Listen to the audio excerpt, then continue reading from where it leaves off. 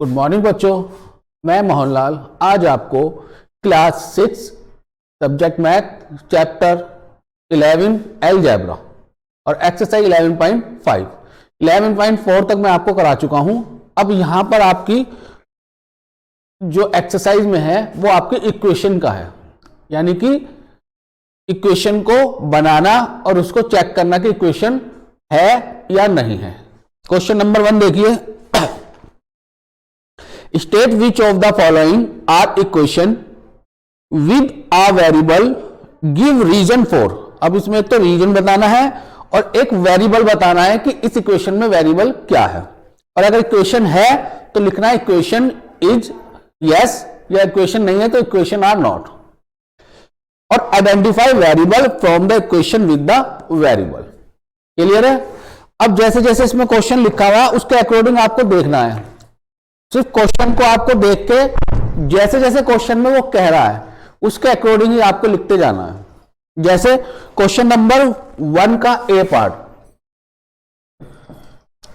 ठीक है, इसमें लिखा है 17 इक्वल x प्लस 7। ठीक है, ये इक्वेशन है या नहीं। तो इसको चेक करने के लिए हम क्या करते हैं, इस a का सॉल्यूशन अगर हम लिखते हैं तो हम क्या लिखेंगे, it is equation.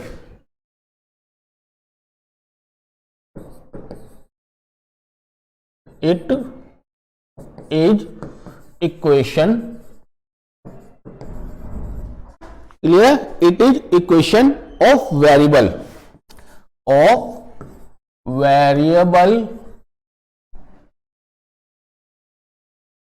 as both the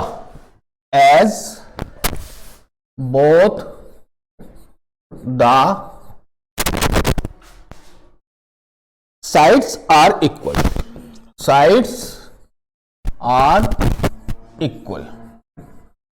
जैसे इक्वेशन बनी हुई है उसके अकॉर्डिंग ही हम लिख लें। तो the variable is x, the variable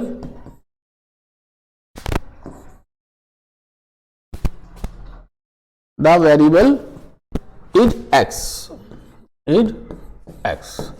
तो यहां पर इक्वल अगर आ रहा है और दोनों साइड डिजिट है, अगर इक्वल आ रहा है तो यानी कि ये आपकी इक्वेशन है।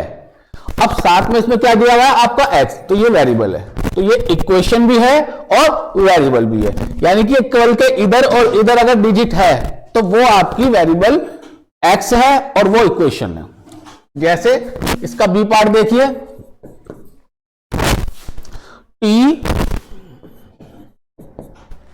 माइनस 7, अब साइन लगाया है ग्रेटर का 5। ठीक है, अब यहां पर इक्वल का साइन नहीं है, सिर्फ ग्रेटर का लगा, यानी कि एक ग्रेटर है या नहीं है। तो स्मॉल यानी डिफरेंस बता रहे हैं इसमें। तो अब इसके लिए अगर हम लिखते हैं तो इसके लिए लिखेंगे सॉल्यूशन, इट इज नॉट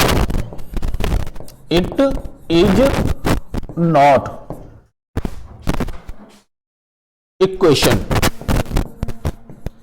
ये इक्वेशन नहीं है क्योंकि इसमें इक्वल का साइन नहीं है, तो इक्वेशन नहीं है। As LHS is greater then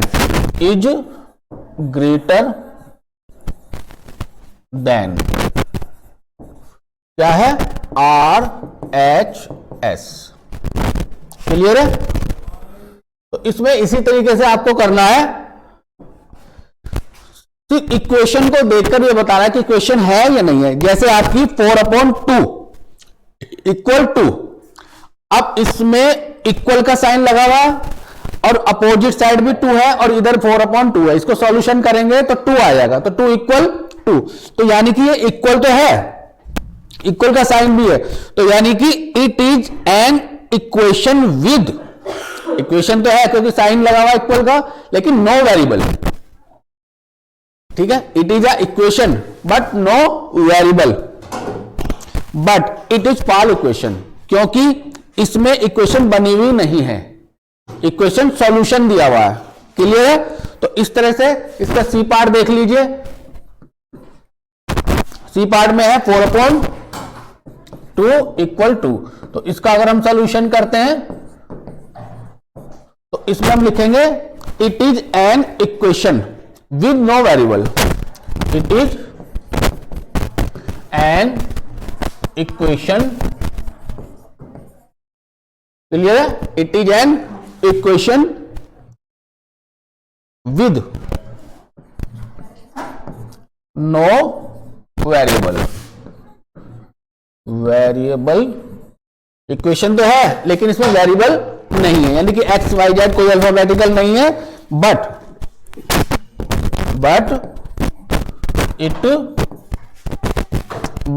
it is a false equation. ठीक है, इस तरीके से आपको ये क्वेश्चन आपको सारे करने हैं, सिंपल तरीके से, जैसे जैसे लिखा हुआ वैसे वैसे लिखना है। अगर इक्वेशन का साइन लगा हुआ है तो वो आपकी इक्वेशन है, ठीक है, अगर नहीं है तो इट इज नॉट इक्वेशन। और इसमें कोई भी अल्फाबेटिकल है तो उसमें लिखना है इट इज वेरिएबल, है तो वेरिएबल, नहीं है तो नॉट वेरिएबल। क्लियर है? अब आ जाइए क्वेश्चन नंबर 2 पे। क्वेश्चन नंबर 2, अब इसमें आपका जो क्वेश्चन नंबर 2 है, अब यहां पे टेबल बनी हुई है, जैसे टेबल बनी हुई है हम उसी टेबल को बनाते हैं पहले तो पहले सीरियल नंबर, क्लियर है, उसके बाद इक्वेशन,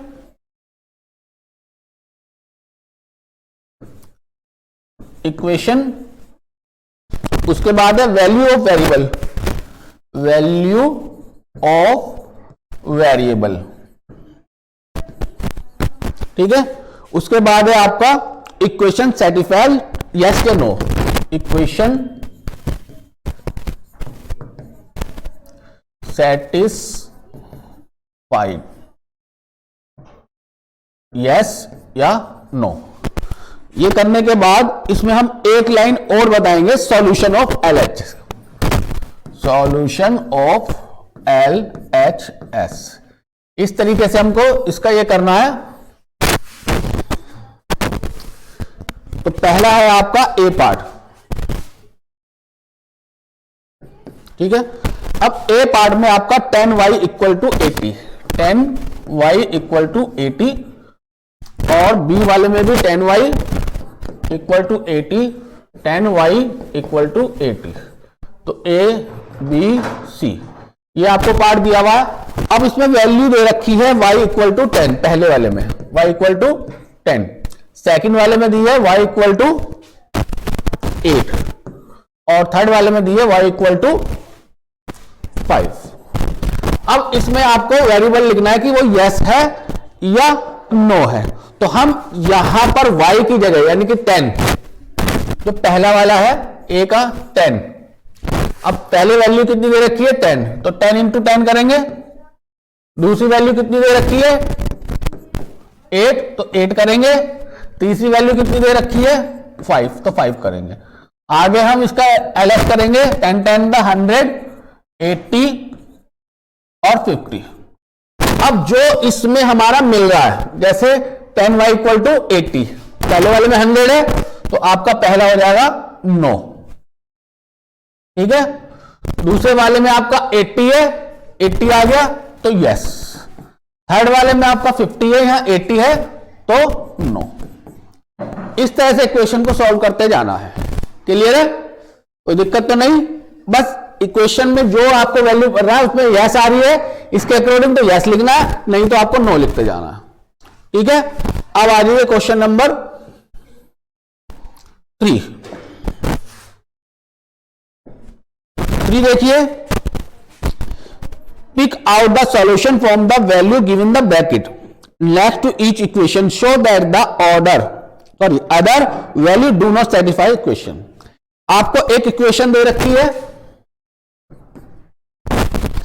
5m इक्वल टू 60, ये आपको दी हुई है। क्लियर है? और इसके आगे ब्रैकेट में 10, 5, 12 और 15। ये वैल्यू दी हुई है, तो यहां पर m की वैल्यू ये दे रखी है और ये m की वैल्यू रखने के बाद अगर हमारा 60 आ जाता है तो वो इक्वेशन करेक्ट है, तो वो हमें लिखनी है। तो क्या रखेंगे पहले हम, पुटिंग, ध्यान से देखेंगे, putting the given value in LHS, in LHS, clear है। तो अब 5, अब यहां m की वैल्यू पहले 10 है तो हम 10 रख देंगे, इक्वल टू 50, क्लियर है। ध्यान से देखेंगे, अब ये 50 है तो अब यहां पर हमारा क्योंकि LHS इक्वल RHS ये है, LHS ये है, तो हमने इसको इक्वल करा, नहीं बन रहा, तो नॉट इक्वल, क्लियर है। तब लिखेंगे m इक्वल टू 10 पहला, इसलिए m इक्वल टू 10, ठीक है। m equal to 10 is not the solution, is not the solution, ठीक है। ऐसे हम सेकंड वाला करेंगे। अब यहां पर हमने 5 इंटू 10 करा पहले, अब करेंगे 5 इंटू 5, सेकेंड डिजिट 25। अब यहां 60 है या 25 है, तो ये भी नहीं मिल रहा, तो यहां भी ये लिखेंगे LHS equal RHS not equal, clear है। तो यहां भी हम लिखेंगे m equal to 25 is not the solution, clear है। इस तरह से आप थर्ड वाला लेंगे। अब थर्ड वाले में भी यही रखेंगे।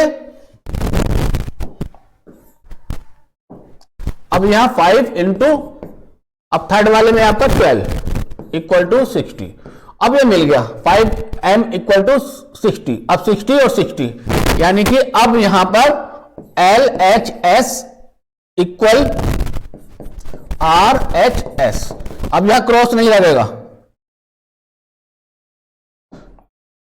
ठीक है। अब यहां क्रॉस नहीं लगेगा क्योंकि ये इक्वल हो गया 60 और 60, तो यहां लिखेंगे, इसलिए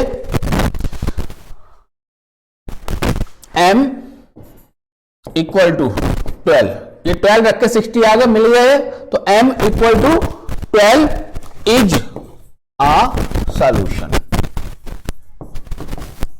क्लियर है। इस तरह से नेक्स्ट वाला जब रखेंगे तो नेक्स्ट वाला भी सेम इसी तरीके से रखेंगे, और वो 15 रखेंगे, 15 इंटू 5 75, तो वो इक्वल नहीं है, तो इट इज नॉट सॉल्यूशन। जो सॉल्यूशन है उसके आगे लिख देंगे solution.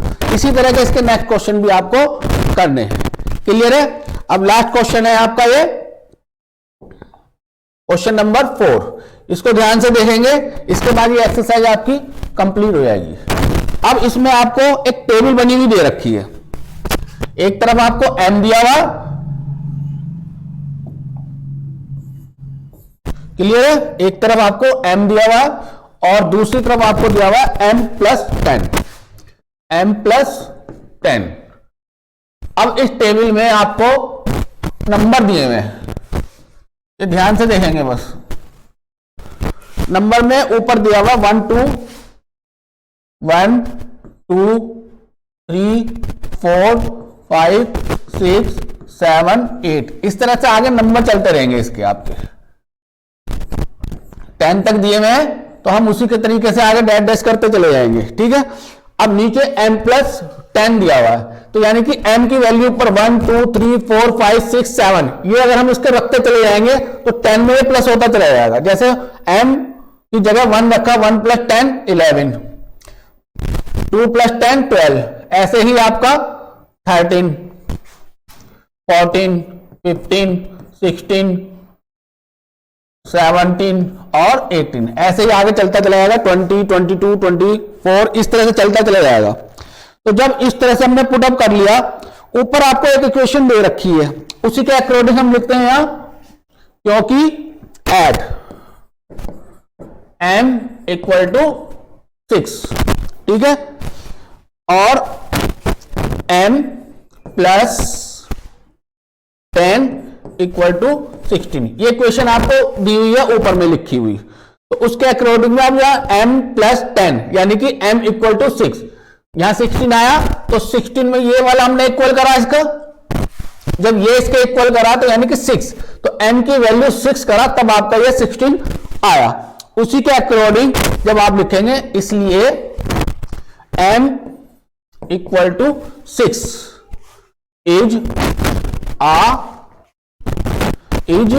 The solution.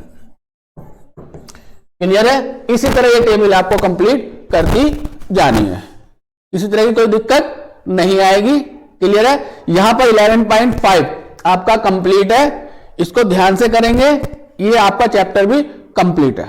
Thank you.